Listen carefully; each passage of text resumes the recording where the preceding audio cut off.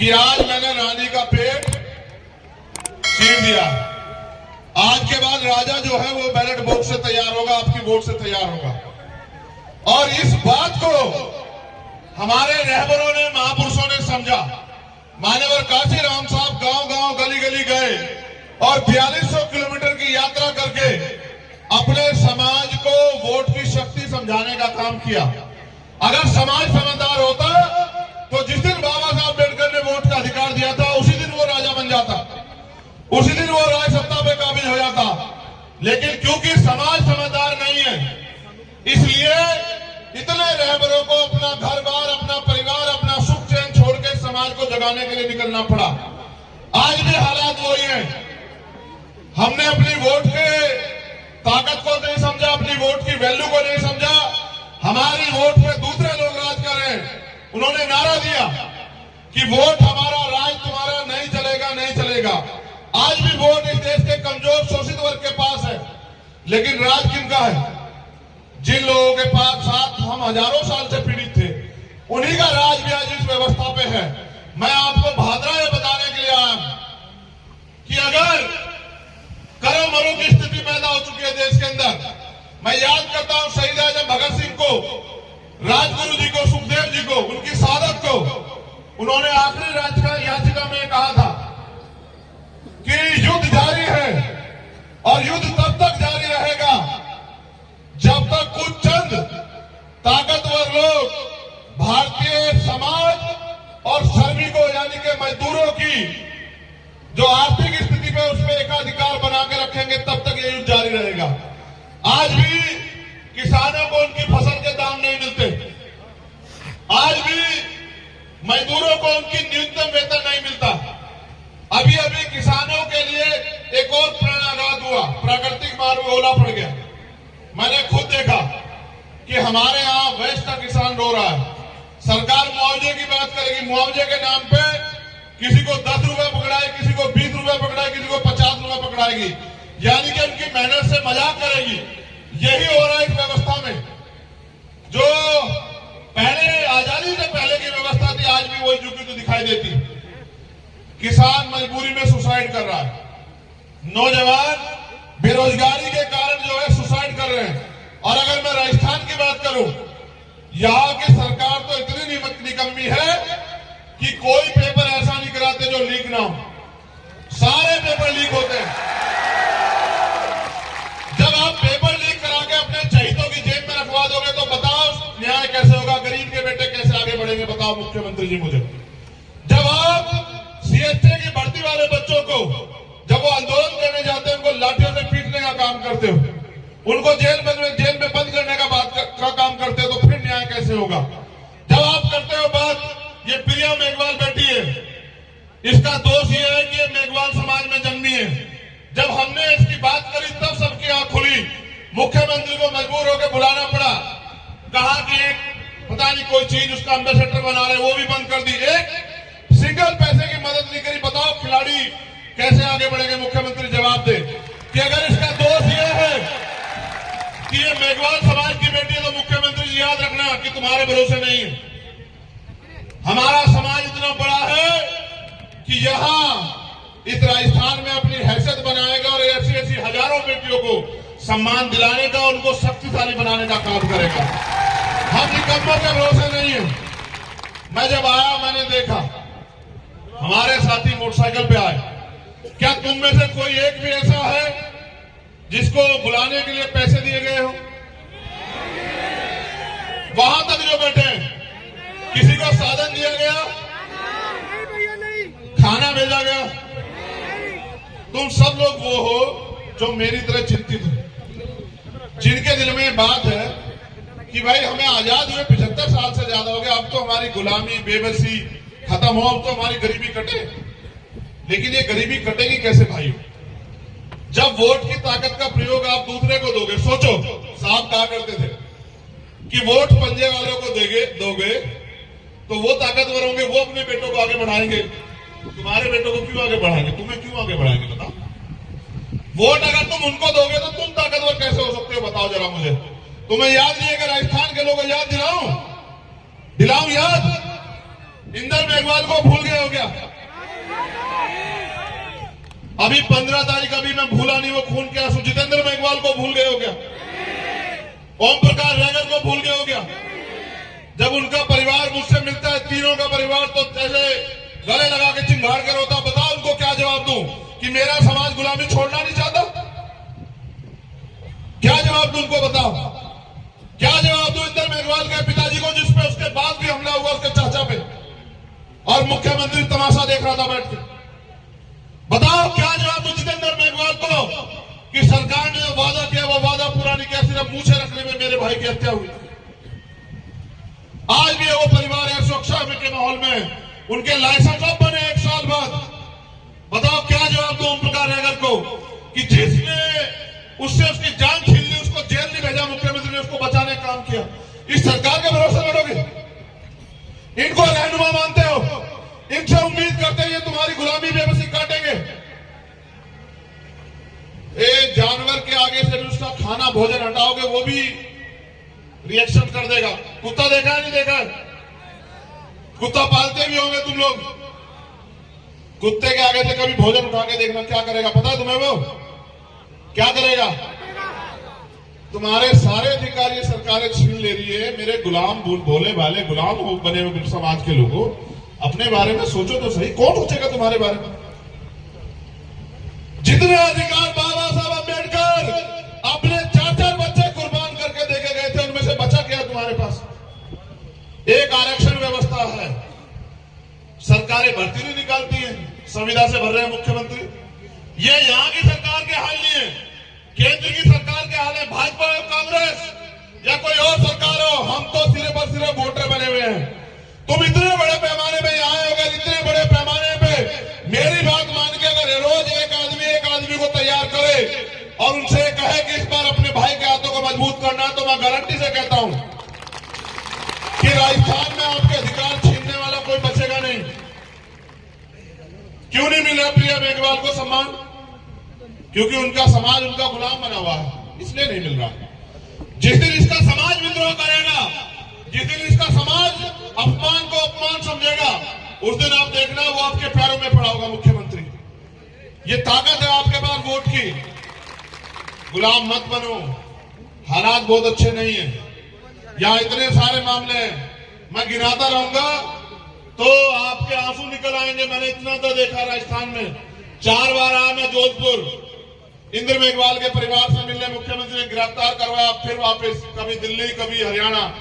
5ही बार मैंने इनसे कहा आऊंगा, कह के गया था मेरी बहन वहां अधिकारी है कि इस बार आऊंगा, लेकिन इस बार अपने तरीके से आऊंगा, जो मेरा नाम है रोक के दिखाना, अगर तुम लोग रोक सकते हो। नहीं रुका, आया, मिला, फिर ये सब लोग परेशान हुए। मुझे 50 गाड़ी लगा के जयपुर में वहां दिल्ली छोड़ के आए। मुझे क्या दिल्ली छोड़ के आते हो? मेरा समाज जिस दिन जाग जाएगा, ये दलित, पिछड़े, आदिवासी, मुसलमान, जैन, सिख, बौद्ध, पारसी जितने जाग जाएंगे, तुम्हें छोड़ के आएंगे दिल्ली। ये बात याद रखना। कहां मुझे दिल्ली छोड़ के आते हो? मैं तो आपसे बताने आया हूं, एक लिस्ट है मेरे पास, देना अनिल जी।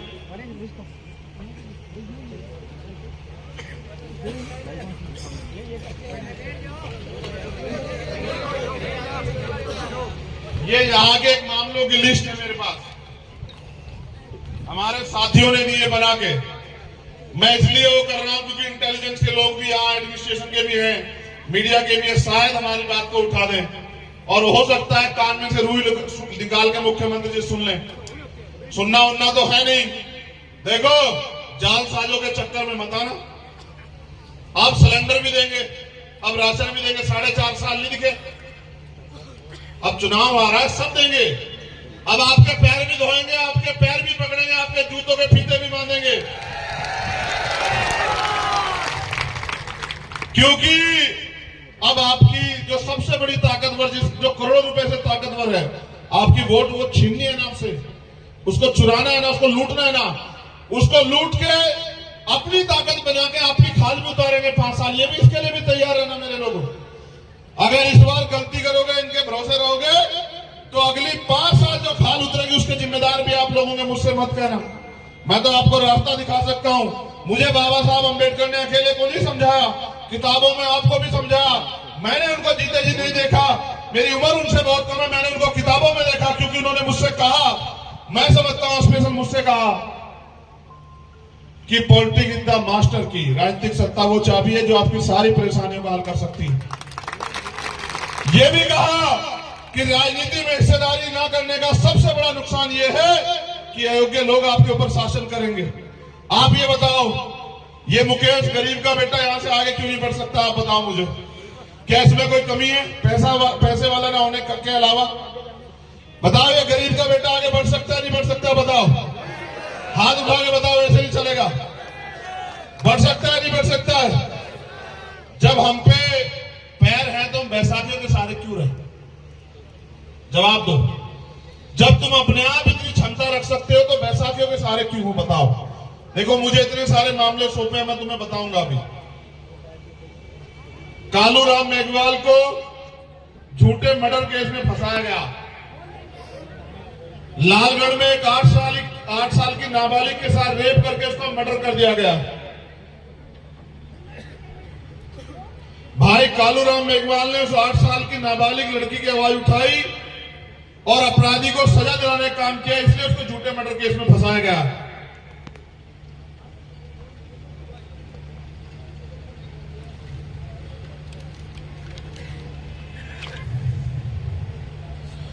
किसानों की कुछ समस्याएं गौर करना, मीडिया के साथी भी यहाँ हैं। अमर सिंह ब्रांच और सिद्धमुख ब्रांच, अमर सिंह ब्रांच के लगभग टेल किसानों को कभी पूरा पानी नहीं मिलता, जिससे टेल के किसान हर रोज धरने प्रदर्शन करते रहते हैं, लेकिन सरकार को ये दिखाई नहीं देता। सिद्धमुख ब्रांच के किसानों को ना तो बाराबंदी हुई, ना ही सिद्धमुख ब्रांच के किसानों को पूरा पानी मिलता है। बीमा पॉलिसी में किसानों के साथ लूट हो रही है।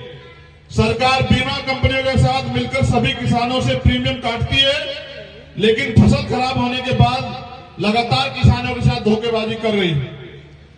पिछले 2-3 साल से यूरिया खाद और डीएपी खाद के लिए किसान दर दर भटकने को मजबूर हो रहा है। राजस्थान में रिजर्वेशन और बेरोजगार युवाओं के संबंध में SC, ST, OBC के विभिन्न सरकारी विभागों में खाली पड़े जो पद है, बैकलॉग है, उसको सरकार पूरा करे। हो सकता है घोषणा कर दे मुख्यमंत्री, पूरा नहीं कर सकते। इतने अच्छे होते तो 4 साल में बहुत नौकरियां देते हमारे लोगों को। राजस्थान न्यायिक सेवा और प्रशासनिक भर्ती में इंटरव्यू आधारित भेदभाव को समाप्त करें। पारदर्शी तरीके से चयन प्रक्रिया बनाई जाए। संविदा प्रथा को समाप्त करके स्थायी नियुक्ति प्रदान की जाए। जलदाय विभाग में बहुत सी कम भर्तियां निकली है, पिछले सालों से इन भर्तियों को निकालकर भर्ती की जाए। आजकल सरकारी नौकरियां बहुत ही कम होती जा रही है, इसलिए प्राइवेट सेक्टर में भी SC, ST, OBC को उचित प्रतिनिधित्व प्रदान किया जाए। ये इनकी मांग है, मैं इसके सहमत में नहीं हूं। मैं तो कहता हूं जितना प्राइवेट सेक्टर है उसको सरकारी कर दो और उसमें SC, ST, OBC के बच्चों को आरक्षण दो, उनको आगे आने दो, उनको नौकरियां करने दो, उनको पैसे वाला बनने दो। हमारे हनुमानगढ़ जिले में और आसपास के जिलों में ITI के सभी ग्रेड में लगभग 50% युवाओं को डिप्लोमा कर रखा है, लेकिन युवाओं का भविष्य गर्त में।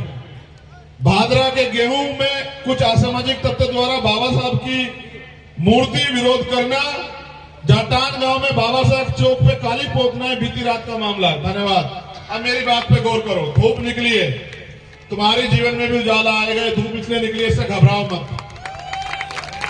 देखो, सरकारें चुनाव से पहले कितने मांग पत्र देती हैं, कितनी घोषणाएं करती हैं, क्या उसको कभी पूरा करती हैं? करती है नहीं करती है? आवाज कम क्यों हो रही है? रोटी नहीं, जोर लगा के आवाज दो। नहीं करती है, हर बार आपको ठगती है। आप लोग ठगे जाते हो, कितनी बार ठगे जाओगे भाई? इस 75 साल में ठगने के अलावा सरकारों ने कुछ किया है क्या? मैंने मध्य प्रदेश को 12 फरवरी में एक रैली की थी। मैंने वहां उस दिन अपने लोगों से कहा, आज आपसे भी कह रहा हूं, अपने जिले की मांगों का एक पत्र बनाओ और वो मांग का पत्र मुझे सौंपो और आपके एक एक मांग चुनाव खत्म होने के एक दिन बाद, जिस दिन आपकी सरकार बनेगी, उस एक एक मांग को पूरी करके देने की जिम्मेदारी मैं आपसे लेता हूं। मैं झूठ नहीं बोलता। मैं किसान भाइयों से भी कह रहा हूं, कि उनके साथ भी जो अन्याय हो रहा है, उन्होंने 75 साल से भरोसा किया, क्यों पड़े उनके चक्कर में? ये आपसे वोट लेते आपको भूल जाते, क्यों इनके चक्कर में हो? इनको बदलो और नई पीढ़ी को मौका दो। यहां मुस्लिम समाज के भाई भी हमारे हैं, वो अभी मुझसे कह रहे थे साहब हमारे साथ अन्याय हो रहा है। मैंने एक घटना बहुत दुर्दांत देखी कि राजस्थान से 2 नासिर और जुनैद को फर्जी गोरक्षक उठा ले जाते हैं। पुलिस की मौजूदगी में, सरकार की मौजूदगी में इनके आंख के नीचे लोग उठा ले जाते हैं, उनको पीटते हैं, इतना पीटते हैं कि वो मरणालात हो जाते हैं, फिर उनको जिंदा जला देते हैं। ये आजाद भारत है। कहां आजाद है देश के अल्पसंख्यक समाज के लोग? उनसे भी कह रहा हूं, करौली में दंगा हुआ, आप रोते रहते हो कि फलानी पार्टी सरकार में दंगे होते हैं, इनकी में भी हुआ। इनके भरोसे रहोगे तो जो मैंने घटनाएं गिनाई उनके जिम्मेदार आप हो या नहीं हो बताओ। अगर आपने इन पे भरोसा ना किया होता 2 अप्रैल के मुकदमे वापस लिए सरकार ने?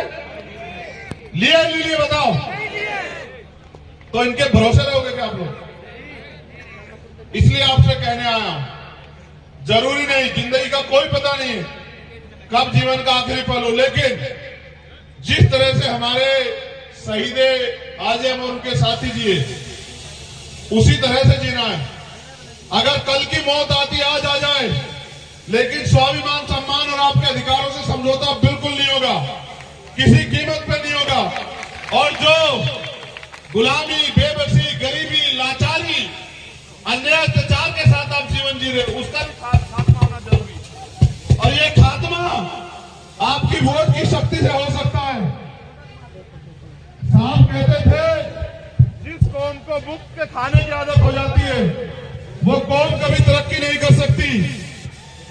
आपको अपनी लड़ाई अपने कंधों, अपने पैरों पे लड़नी पड़ेगी।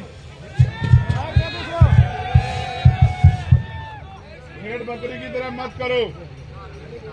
तुम समाज के योद्धा हो, तुम्हारी गुर्राहट होनी चाहिए, भेड़ बकरी की तरह मैं नहीं होनी चाहिए।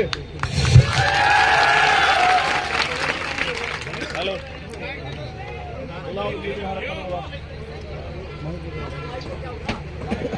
मेरी आवाज कहां तक आ रही है बताओ? सुनो,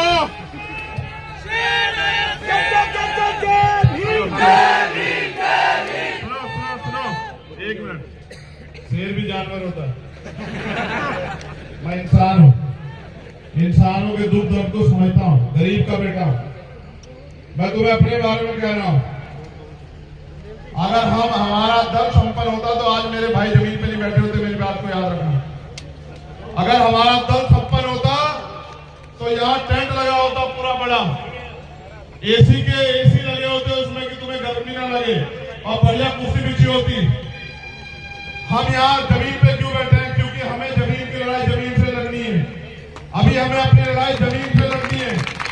कल समय बदलेगा, आपके लिए भी साधन और अवसर तैयार होंगे, लेकिन कब होंगे? जब राजनीतिक शक्ति आपके पास आएगी। जब बाबा साहब ने आपको कहा इस वोट के जरिए आप अपनी गुलामी की बेड़ियां काट सकते हो, तो क्यों नहीं काट रहे हो बताओ? क्या आप गुलाम बने रहना चाहते हो? कितने लोग हैं जो गुलामी की बेड़ियां काटना चाहते हो? हाथ खड़ा करो। वो जो उधर खड़े हैं वो गुलाम रहना चाहते हैं क्या? दोनों हाथ खड़े करो जो लोग गुलामी की बेड़ियां काटना चाहते हैं। देखो, हमारे पूर्वजों ने लड़ाई लड़ी। क्यों भाई, तुझे किसी ने पैसे वैसे दे दिए क्या हमारे खिलाफ? हेलो, भैया हमारे छोटे शहर की दाढ़ी ऐसे बढ़िया है। हेलो, चुप रहिए।